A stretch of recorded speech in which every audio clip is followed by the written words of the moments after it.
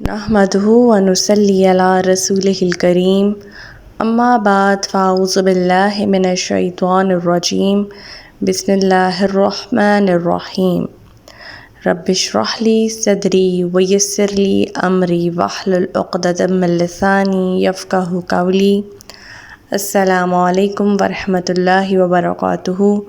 صراط مستقیم میں آپ سب کو خوش آمدید۔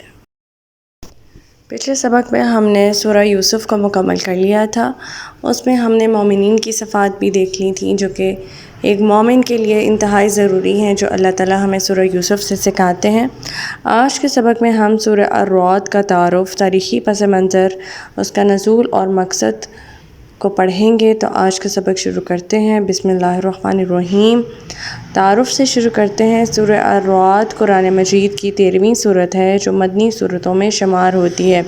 اس سورہ میں کل 43 آیات ہیں۔ الرعد کا مطلب ہے گرج، اور اسی مناسبت سے اس سورہ کا نام رکھا گیا ہے کیونکہ اس میں اللہ تعالیٰ کی قدرت کی نشانیوں میں بارش، بادل، بجلی اور گرج کا ذکر موجود ہے۔ تاریخ پس منظر اس کا دیکھتے ہیں تو یہ سورہ غالباً ہجرت کے ابتدائی دور میں مدینہ منورہ میں نازل ہوئی۔ اس وقت مسلمان مکہ میں کفار کے ظلم و ستم سے نجات حاصل کر کے مدینہ آ چکے تھے، لیکن ان پر ایمان اور اسلام کے راستے کی مشکلات ختم نہیں ہوئی تھیں۔ اہل کتاب اور منافقین کی طرف سے شکوک و شبہات اور سازشوں کا سامنا تھا۔ چنانچہ اس سورہ کا لہجہ کفار مشرکین اور منکرین وحی کے خلاف سخت نظر آئے گا، اور دلائل سے بھرپور انداز میں ان کی تردید بھی کی گئی ہے۔ اب اس کے نزول کا مقصد جو ہے وہ کافی زیادہ اس کے مقاصد تھے۔ سب سے پہلے ہم اس میں توحید کا عنصر دیکھیں گے کہ اس سورہ کا بنیادی مقصد اللہ تعالیٰ کی وحدانیت اور قدرت کاملہ کو بیان کرتا ہے۔ اسی وجہ سے ہم اس میں اللہ تعالیٰ کی بہت سی قدرت کاملہ کی نشانیاں جیسے بادل، بارش، گرج اور بجلی جو ہے وہ اس کے بارے میں پڑھیں گے۔ مزید اس سورہ میں مخالفین قرآن کو چیلنج کیا گیا ہے کہ اگر یہ قرآن انسانی کلام ہوتا تو تم بھی اس جیسا کلام لا سکتے ہو اور لا کے دکھاؤ۔ پھر ہم دیکھیں گے کہ رسول اللہ صلی اللہ علیہ وسلم کی رسالت کو ثابت کرنے اور قیامت کے دن کے انجام کو یاد دلانے کے لیے دلیلوں سے اللہ تعالیٰ نے اپنی بات وضاحت سے بیان کی ہے۔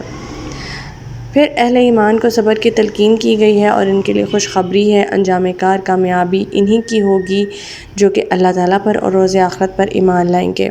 اس سورہ میں مشرکین اور منافقین کے باطل عقائد کا رد کیا گیا ہے اور انہیں انجام بد سے خبردار بھی کیا گیا ہے۔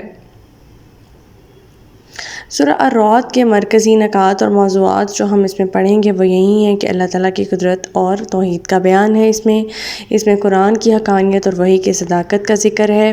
نبی کریم صلی اللہ علیہ وسلم کی رسالت کا ذکر ہے۔ ایمان اور کفر کے انجام کا موازنہ کیا گیا ہے، جہاں اللہ تعالیٰ فرمائیں گے کہ اہل ایمان کے لیے جنت اور انعامات کی خوشخبری ہے، جبکہ کفار کے لیے عذاب اور حسرتوں کا بیان کیا گیا ہے۔ پھر ہمیں اس سورہ میں صبر اور استقلال کی بھی تلقین کی گئی ہے کہ مومنین اہل ایمان صبر کریں اور دشمنوں کی مخالفت پر ثابت قدم رہیں۔ پھر باطل کے انجام بتایا گیا ہے اور یہ بتایا گیا کہ حق کی ہی فتح ہوگی۔ سچ اور جھوٹ کا فرق واضح کیا گیا اور یہ بتایا گیا ہے کہ باطل وقتی ہوتا ہے جبکہ حق ہمیشہ کے لیے ہوتا ہے۔ دعاؤں اور عاجزی کا بیان ہے۔ سچے مومنین کی صفات آخر میں بیان کی گئی ہیں کہ وہ اللہ تعالیٰ کے حضور عاجزی سے دعا کرتے ہیں، وعدوں کی پاسداری کرتے ہیں اور نیکی کی راہ پر چلتے ہیں۔ تو یہ ایک مختصر سا جائزہ تھا سورہ الرعد کا۔ اگلے سبق میں ہم سورہ الرعد کا باقاعدہ آغاز کریں گے۔ اللہ تعالیٰ سے دعا ہے کہ اللہ تعالیٰ قرآن پاک کے احکامات میں ہمیں عمل پیرا ہونے کی توفیق عطا فرمائے۔ اللہ پاک ہمیں ہدایت دے کہ جس کے بعد گمراہی نہ ہو۔